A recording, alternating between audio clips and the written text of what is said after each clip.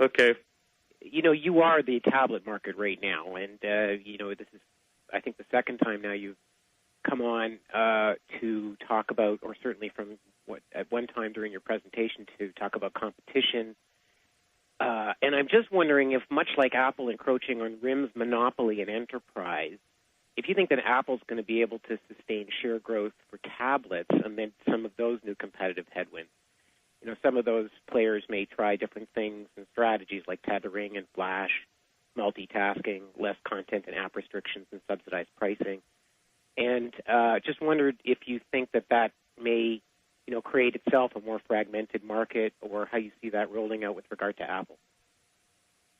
I have a hard time envisioning what those strategies you mentioned are. I mean, in terms of pricing, so far, the little we've seen, the tablets with far less functionality are, having a hard time matching us in price.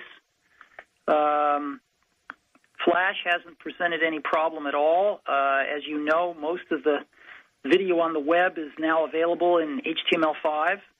And, having the iTunes Media Store and over 35,000 apps on the App Store for iPad dwarfs anything else. And, we think we have a very good product here that's going to be hard to match, and we're not done. We're working on a lot of things for the future. So I don't know exactly what these strategies are, and we've priced iPad pretty aggressively. So, we're out to win this one. Okay, thank you. And just lastly, smartphones, do you see that as a zero-sum game? Well, as you know, the largest market of phones today around the world are non-smartphones. And so over the next several years, those non-smartphones, many of those non-smartphones are going to convert to smartphones. And the pie is going to continue to grow. And I think there'll be room for some number of companies to be successful. But eventually, as most of those phones do convert to smartphones, it will turn into a zero-sum game, or at least a lot closer to that. But I think right now it's a battle for developers and a battle for the mind share of developers and a battle for the mind share of customers. And right now, iPhone and Android are winning that battle. Can you just comment on how your hobby is going, Apple TV, and also maybe work in, you took the hard drive out of there, and it seems like Apple's moving more to a streaming model for, potentially a lot of other things. And I was just wondering what your thoughts were for, the Apple TV, maybe that kind of business model proliferating into more products. But I was wondering how Apple TV is going and maybe what you thought going forward. Well, we don't talk about unannounced products, but I'm happy to tell you what I know about Apple TV. We have gone to a streaming model on Apple TV. It's complete streaming. So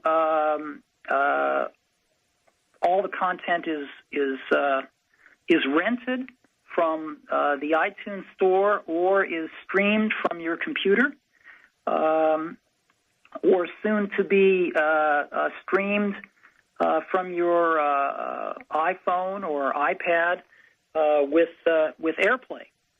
And so how is our new model of Apple TV doing? Well, I can report that in just a very short amount of time, we've already sold 250,000 of them, over 250,000. And we're thrilled with that. I think that it's a great product, and I think its $99 price point is very enticing. And I think when we get the AirPlay stuff in place before the end of this year, it's going to give another big reason for people to buy it. So we're really happy with how it's turned out. It seems like you fundamentally believe that Apple should be able to outship Android if you add up all the mobile devices over time. What are the key risks you're managing the company to make sure you don't lose that lead, whether it's distribution or pricing or feature set? What do you think the biggest risks are that you need to watch carefully? Well, Our goal is to make the best devices in the world. It's not to be the biggest. As you know, Nokia is the biggest, and we admire them for being able to ship the number of handsets that they do, but we don't aspire to be like them. They're good at being like them. We want to be like us, and we want to make the best ones. So, in our part of the market, Android is our biggest competitor.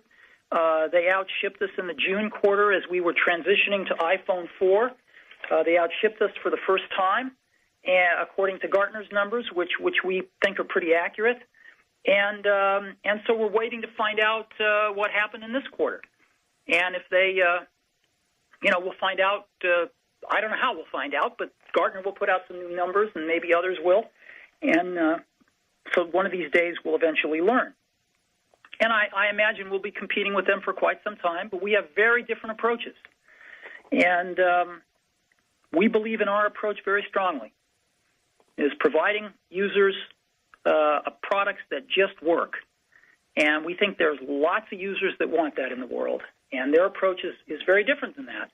And there may be, lots of users that want their approach as well.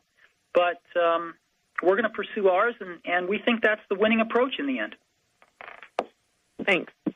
Is your aspiration for iPhone and iPad to be volume players and market leaders, or is it simply to make good products, and if you have smaller share like you do in Mac, that's fine? Can you help me with that, please? Sure, and I'll let Tim say what he's going to say, too. First of all, Nokia makes $50 handsets, and we don't know how to make a great smartphone for $50. We're not smart enough to figure that one out yet, but believe me, I'll let you know when we do.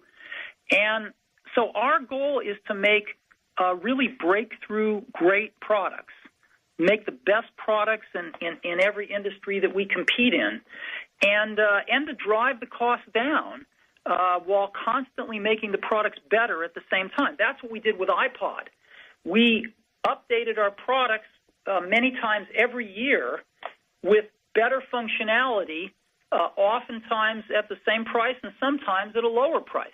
And it was a relentless improvement at in some cases a lower price that was able to beat our competition and yield the market share that it did. And as you know, we have a very low market share in the phone market, in the single digits in terms of all the handsets, and we have a very high market share now in tablets because we're the first mover. But we don't think about it that way. The reason we wouldn't make a 7-inch tablet isn't because we don't want to hit a price point. It's because we don't think you can make a great tablet with a 7-inch screen. We think it's too small to express the software that people want to put on these things. And we think as a software-driven company, we think about the software strategies first. And we know that software developers they're not going to deal real well with all these different size products when they have to redo their software every time a screen size changes. And they're not going to deal well with products where they can't put enough elements on the screen to build the kind of apps they want to build. So when we make decisions on 7-inch tablets, it's not about cost. It's about the value of the product when you factor in the software. You see what I'm getting at? So we're all about making the best products at aggressive prices. And that's what we will do, and that's what we've done with the iPod, and that's what we will do with the iPad as well. Tim, maybe you want to comment. If I could push you on that, Steve. So if the market starts to move towards somewhat lower functionality smartphones in that migration of of non-smartphones to smartphones that you talked about, if the market starts to move to dramatically lower price points, you feel you can't make an appropriate product that is good at those price points, you will cede share under those circumstances. Do I hear you correctly? You're looking at it wrong. You're looking at it as a hardware person in a fragmented world. You're looking at it as a hardware manufacturer that doesn't really know much about software, who doesn't think about an integrated product but assumes the software will somehow take care of itself.